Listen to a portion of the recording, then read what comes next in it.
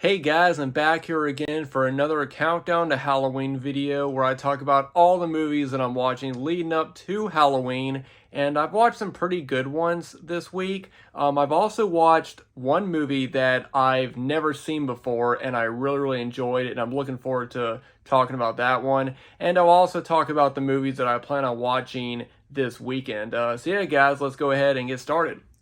So every year, I always watch the Halloween movies in reverse order. Um, so I'm basically saving the original Halloween for last, kind of a saving the best for last.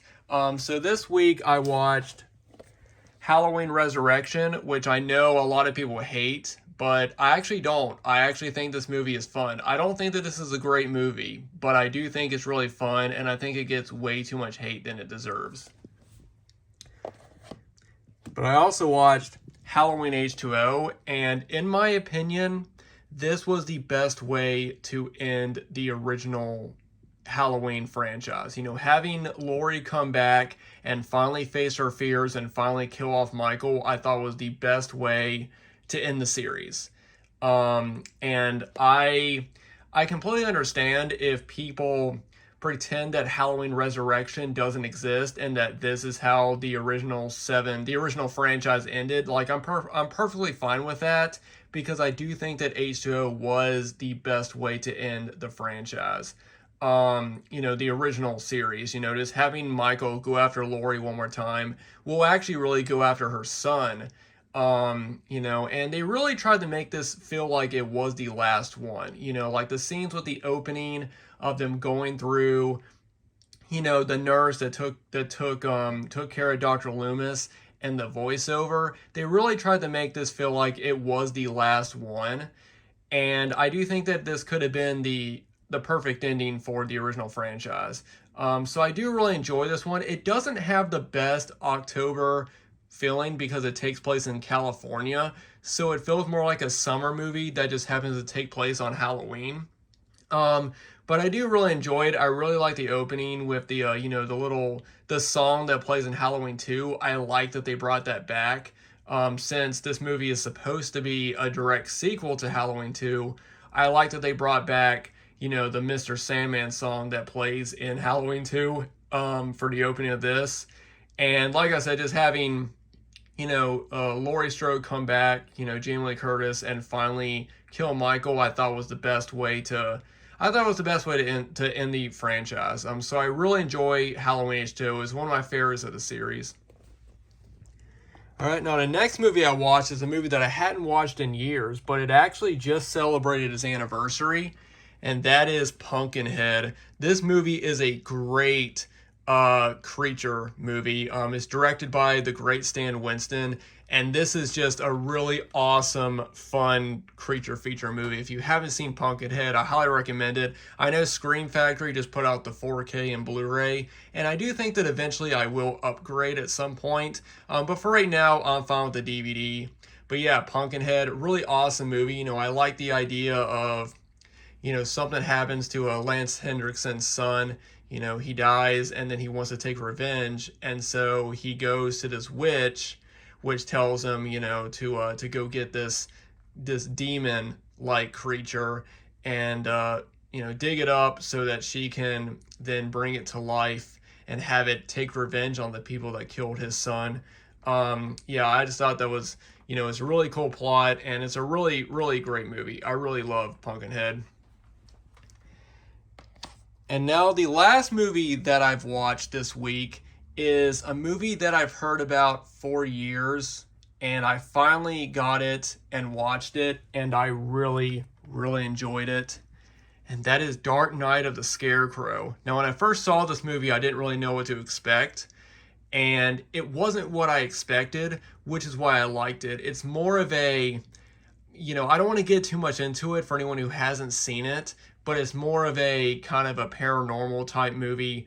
But I really liked it. I really liked the plot of it, and I thought that some of the scenes were done very well. Like there's one scene in the movie where, I'm not going to get too much into it if you haven't seen it, but where a character, he's talking to his wife, and his wife is like, I didn't know that you were Sorry, hold on, let me readjust. She mentions that she's like, oh, I didn't know that you were growing any crops or planting any crops this year. And he goes, I'm not. Why? And she goes, well, it's just kind of weird that you're not planting crops, yet you put up the scarecrow. And he turns and he sees a scarecrow sort of just sitting out in the middle of his in this empty field. Something about that was so creepy to me. And if you know the plot of the story, basically there's this kind of mentally handicapped man who is friends with this little girl, but he's like mentally he's like 9 or 10 years old, so he's close to her age, even though he's a grown man. Well, there's people in this town. It's kind of a country town, and they think that he's gonna hurt her or something like that. Well, something bad ends up happening to the little girl, and they think that he killed her. So they hunt him down, and he's hiding in a scarecrow, basically. Like, he has a scarecrow mask on and all that. Like, and he's got, like, the clothes on and everything, and so they kill him. Well, it turns out that the little girl was actually fine, and the man, who they call Bubba in the movie, he actually saved her because he brought the little girl to her mother just in time. And so they realize, oh, we killed him, and we didn't need to. Well, they end up getting away with it. Well, after that happens, each of the men keep seeing this scarecrow, and it's the same scarecrow that Bubba hid in. And after they see him, they die, and it keeps going down. Each of the guys that killed Bubba, and it's a really, really well done movie. It's a TV movie, but it's really creepy. I really recommend this one. It's definitely a good one to watch this time of year. Just don't expect like a ton of don't expect seeing like a scarecrow run around because it's really not like that. It's not like a slasher per se. It's more of a paranormal type movie, I think. But it is really creepy, and I do really, really, really recommend it. I really enjoyed it. All right, guys. Well, now I'm going to talk about the few movies that I plan on watching this weekend, and the first one is a movie that I've never seen before, and that is Ginger Snaps. I've never seen this movie before, and I do think that it is time. I'm hoping to pop this movie in either tomorrow or Saturday. It's one movie I've heard a lot of good things about, and one that I think I'm going to enjoy. So yeah, I'll definitely be hoping to pop in Ginger Snaps sometime this weekend. And another movie I plan on watching this weekend, I've seen this one multiple times, Night of the Demons, classic, Halloween horror movie. This is just a fun time. This is just a fun, awesome movie, about these people are going to a haunted house. I mean, a kind of a Halloween party, hosted by this creepy girl, and it's Angela is her name, and it's a really, really fun, just Halloween themed movie, and it's one that of course I always try to watch around this time of year, and I do think that probably Saturday I'll probably pop in this one in. Really fun. And the last movie that I either hope to watch either this weekend or Monday, continuing with the Halloween franchise, is The Curse of Michael Myers, which is actually one of my favorite movies in the Halloween franchise. And I am planning on watching the theatrical cut because I prefer that cut. Now, don't get me wrong, I do think that the producer's cut explains stuff a lot more and it's easier to follow. And, there are some better scenes in it, I think. But overall, I think that the theatrical cut is better for me personally. I mean, I'm not saying it is. I just think for me personally, I enjoy the theatrical cut more over the producer's cut. I know that the producer's cut, there's definitely more of the Thorn, cult storyline, and they explain that more, and it's easier to follow.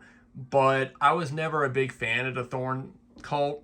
Like, I never really liked the idea of them trying to control Michael, which is why I prefer in the theatrical cut, it's not as prominent in the story.